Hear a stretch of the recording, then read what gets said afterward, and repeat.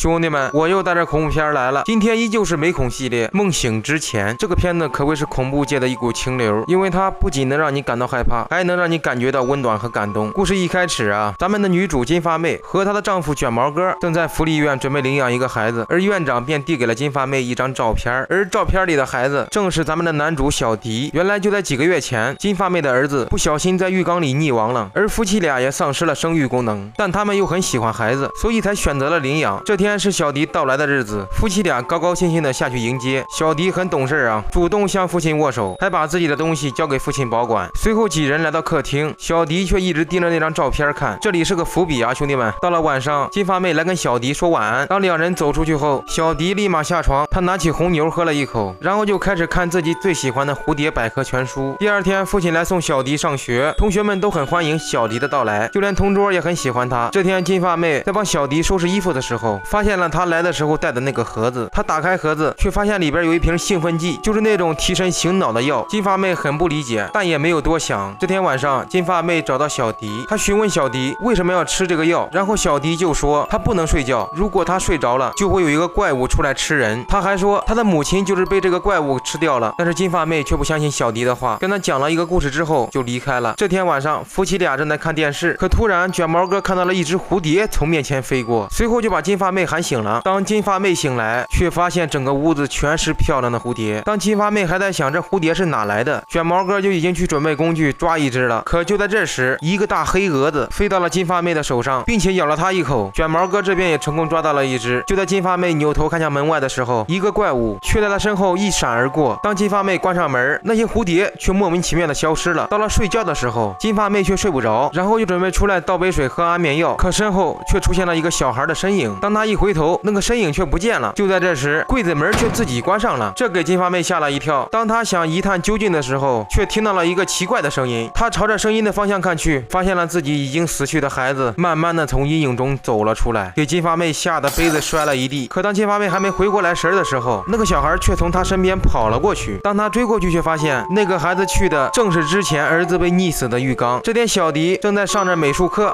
校长却从外边领了个孩子回来。这孩子看长相就不像个好人，这个男孩叫皮皮，原来他经常乱跑，成绩在班里也是垫底的，老师就让他坐在了最后一排。小迪看他凶狠的样子，也不敢和他对视。到了晚上，卷毛哥发现小迪又在看那个照片了，然后他走到小迪身旁，小迪就问他那个小男孩是谁，卷毛哥就说那是他们的儿子叫肖恩。小迪又问他去哪儿了，金发妹却回答道跟他的母亲一样去了天堂。过了一会儿，小迪迷迷糊糊的睡着了。与此同时，卷毛哥也从沙发上醒来了。突然一只蝴蝶落到了卷毛哥的手上，他随即把金发妹喊醒。可就当金发妹一回头，发现自己的儿子就活生生的站在那里，两人感觉非常不可思议。金发姐不顾丈夫的阻拦走了过去，她用手抚摸着自己多年未见的儿子，可是儿子只会笑，却说不了话。就在这时，小迪醒了过来，肖恩也随之消失。然后小迪从楼上走下来，对着他们说了一声对不起，拿起一罐红牛就走了上去。这天早上，小迪告诉夫妻俩他的梦能成真，请他们俩不要生气，而金发妹却说他们不会生气。这天小迪放学回到家中，金发妹说想让小迪见见肖恩，然后金发妹拿起一个光盘放进了 DVD 中，然后小迪就看到了以前肖恩活着的时候陪父母一起过圣诞节的视频。金发妹还特别强调了自己的儿子喜欢亲他，让小迪看清楚肖恩怎么做的。聪明的小伙伴都已经猜出来了金发妹为啥这样做。到了晚上，卷毛哥喊金发妹去睡觉，可金发妹为了见到自己的儿子，宁愿多喝几杯咖啡也不愿意睡觉。就当金发妹冲咖啡的时候，却听到了卷毛哥在喊她。当她一出来，却发现一个五彩缤纷的圣诞树，还有很多发光的蝴蝶。当她一回头，自己的儿子果然从楼梯上跑了下来，而且和视频里一样，穿着一件红色的衣服。这次和上次不一样的是，肖恩竟然会说话了，而且金发妹还能跟儿子对话。当金发妹来到儿子旁边，就跟肖恩开始了爱的亲亲。就在此时，一群蝴蝶汇集在了一起，形成了一个怪物。当怪物来到小迪的房间，趴在小迪的耳边，对着小迪说了一句我将永远陪在你左右，然后小迪就被吓醒了。而金发妹看着消失的儿子，心里很不是滋味。第二天，卷毛哥回到家，却发现墙上挂满了肖恩的照片。到了晚上，金发妹却说小迪需要睡觉，而卷毛哥却质问他是关心小迪还是为了自己的儿子肖恩。他还说那东西根本就不是他的儿子。可金发妹还是执迷不悟，死活都不去睡觉。卷毛哥很生气，直接过去把儿子的照片全部拿了下来。这天早上，小迪高高兴兴的带着自己的蝴蝶去上学。他看到小美在跟自己打招呼，但突然皮皮一巴掌直接把瓶子给摔烂了。小迪很生气，直接把皮皮推倒了，然后小美就领着小迪走了进进去。过了一会儿，小迪在上课的时候快睡着了，他知道自己睡着的后果是啥，然后他就用手使劲掐自己。老师看到小迪身体不舒服，便让小迪去休息室休息。但是小迪一转身却看到了皮皮，他恳求老师能不能在教室里休息。老师同意了。当老师走后，小迪实在是太困了，趴在桌子上睡着了。就在此时，皮皮想进来教训一下小迪，可当他一回头，一个怪物就站在他的面前，而小美也回来了。他被这个怪物吓了一跳，然后怪物站起身就向皮皮跑了过去，而小美被吓得也大声尖叫了起来。小迪听到尖叫声也醒了，可是皮皮却消失了。等到小迪放学，小迪知道自己闯祸了，他看着门口的警车，急忙的喊着金发妹回家。到了晚上，小迪正在看着自己的书，他突然听到一个声音，然后就拿起手电筒往床底下照了过去，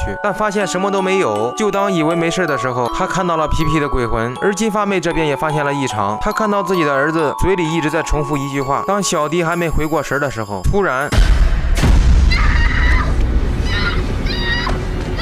小迪嘴里一直重复着我醒着我醒着，然后皮皮便消失了。金发妹也在此刻听到了小迪的尖叫，她发现小迪做噩梦了，然后便安抚起了小迪。这天金发妹找到医生，她告诉医生自己的孩子已经2天没睡觉了，然后医生就给她开了一盒安眠药。另一边，卷毛哥带着小迪刚从街上回来，就发现2个警察在门口等着他。当小迪看到警察的时候，他的脸上就写满了心虚2个字儿。原来警察是来询问皮皮消失的案件的，而小迪就是唯一的目击证人。到了晚上，金发妹把安眠药放进了小迪的晚餐里，然后就端了上来，并且还特意把带有安眠药的牛奶留给小迪。最后2人就吃了起来。过了一会儿，卷毛哥跟小迪讲了个故事，小迪就这样睡着了。然后卷毛哥走到楼下，他准备说服金发妹接受小迪这个孩子，不要活在虚拟的世界里了。经过卷毛哥的劝说，金发妹也接受了这个现实。可就当2人准备去睡觉的时候，他们的儿子肖恩却出现在了身后，而肖恩面前还有一个大盒子。然后金发妹走过去，蹲在地上。就当金发妹喊出肖恩的名字时，肖恩大嘴一张，喷出了好多黑水，然后几只大黑蛾子从嘴里爬了出来。卷毛哥见势不妙，立马跑去楼上准备喊醒小迪，可由于小迪吃了安眠药，他怎么叫都叫不醒。而金发妹这边，一双大手从盒子里伸了出来，紧接着一个怪物缓缓地站了起来，然后嘴里吐出了无数个黑蛾子。然后小美飞快地跑到楼上，她告诉卷毛哥不要再叫了，小迪得睡一阵子了。金发妹看到怪物走了过来，立马就把门关上，可是怪物力大无穷，一脚把门都干碎了。卷毛哥见状，马上起身跟怪物殴打了起来，可怪物毕竟是怪物，卷毛哥很快就牺牲了，然后怪物一巴掌把金发妹干晕了。第二天，金发妹被小迪的声音吵醒了。随后警察来到，他们告诉金发妹，小迪将要被送到福利院，因为他们在小迪的牛奶里发现了安眠药，还询问了一些卷毛哥的事，然后就把小迪带走了。随后金发妹来到房间里，看着丈夫的衣服，流下了自责的眼泪。第二天，金发妹找到了福利院的工作人员，她想询问关于小迪的一些事，但是工作人员却给了她一张心理医生的名片，并且警告她不要再来了。就当金发妹走的时候，她却顺走了小迪的资料。原来小迪被很多家庭都收养过，但是这些家庭很多人都失踪了。然后她就看到一个还没有失踪的男人，她就顺着上面的地址找了过去，并且找到了那个男人。这个人告诉她，他们刚开始收养小迪的时候，也跟金发妹一样幸福，他们感觉小迪就像一个天使。但好景不长，女主人有一天生病了，小迪看到后心情非常不好。到了晚上，小迪做了噩梦，就把梦魇给放了出来。然后怪物走到女主人身边，就这样，这个男人亲眼看到自己的妻子领了盒饭，但是男人接受不了现实，他拿出来很多媳妇儿以前的照片就给小迪看。小迪睡着了，但是男人却发现这个妻子并不是他的妻子，因为小迪当时年纪太小，他根本记不清他妻子的长相，这让男人非常恨小迪。他趁着小迪熟睡的时候，拿来了一把枪准备杀害小迪，但是最后还是没能下去手。然后金发妹就询问他知不知道小迪亲生母亲的事，男人说只知道他母亲已经死了，但具体怎么死的却不知道。第二天，金发妹就来到一家医院，她来寻找小迪母亲的档案。医生告诉她这个档案可以带走，但金发妹在档案里却发现了病人以前留下的私人物品。然后金发妹来到仓库，通过档案里的信息，她找到了那些私人物品。她打开袋子，发现里边有双鞋和一个超大号的蝴蝶玩偶，并且还有一本日记。另一边，福利院的工作人员又在作死了，他们要给小迪打镇静剂，然后小迪就睡着了。房间里还钻出来许多大黑蛾子。镜头一转，金发妹已经来到了福利院楼下。当她准备上楼，一堆蝙蝠飞了出来。此时她就知道小迪又在做梦了。当她来到门口，她就发现一个人就像被蝴蝶的茧包着一样，而里边的人还活着。她打开门走了进去，可还没走2步，她听见肖恩在喊自己，然后就朝着房间里看去，发现了一个浴缸。就当她扭头要走时，浴缸里的水全部变成了血水。她他一回头被皮皮的鬼魂吓了一跳，然后又看到自己的儿子双眼深邃的看着他，紧接着他又模拟起了溺水时的场景。金发妹看到后，她终于想开了，她知道这不是自己的儿子，然后头也不回的走了。她一出门就看到一个房间开着门，她看到小迪坐在里边看着电视，她喊了一声小迪，可出来的却是一个跟她一模一样的女人。这个女人走过去，硬生生把小迪捏成了肖恩，然后看向金发妹，而卷毛哥此时也钻了出来，眼睛里还爬出来一只蟑螂。金发妹见状，立刻把门关了起来。当金发妹来到走廊里，发现了很多类似蛹一样的东西，而里边全都是活人。此时她想起来，小迪曾经说过一句话，保护他们的安全，直到发育成蝶。然后金发妹来到小迪的卧室门口，当金发妹推开门，发现了正在熟睡的小迪。就在此时，一双大手把金发妹甩飞了出去，原来是那个怪物。就当怪物飞速的向金发妹跑来的时候，金发妹却拿出了那个蝴蝶玩偶。当怪物看到玩偶也停了下来，然后金发妹就抱住了怪物，而怪物也慢慢变成了小迪的模样，随后便消失了。金发妹来到卧室里，把玩偶放到小迪的胸前，抱着小迪走了出去，并且对小迪说放他们走。然后神奇的一幕出现了，那些东西全都消失了，大黑蛾子也变成了美丽的蝴蝶。第二天，金发妹就把小迪母亲的事情告诉了小迪。原来小迪的母亲很爱他，当小迪还是个婴儿的时候，他就知道小迪有超能力，他知道小迪的能力一定不会被人们理解，但他还是依然深爱着他。后来母亲得知自己得了癌症，他看着年纪尚幼的小迪，只能寻找寄养的家庭。很快母亲越来越憔悴，这天寄养的父母带他来病房，母亲想见小迪最后一面，可由于母亲的变化太大，小迪竟然不认识自己的母亲了。母亲抱起小迪，竭尽全力说出了那句我将永远陪伴你左右。就是这个时候，小迪脑子里的怪物诞生了，原来怪物的原型就是妈妈临终前的样子。然后金发妹就疯狂向小迪道歉，她说她不该为了自己的儿子而滥用小迪的能力。到了晚上，小迪因为自责睡不着，于是金发妹跟小迪讲了个睡前小故事。她告诉小迪，那个欺负他的同学也从床上缓缓的起来了，而且那些让同学难过的情绪也在他心中消失了，而那个男人的妻子也回来了，从此两人幸福快乐。他还告诉小迪，卷毛哥是最幸运的，他得到了最好的礼物。至此电影结束。兄弟们，我总结了一下，这个片子吧，它既惊悚又治愈，关于丧子之母和丧母之子在梦境幻觉中互相疗愈，共同走出悲伤。它作为恐怖片足够的悬疑，作为家庭片又特别的温暖，非常有创意的一部电影。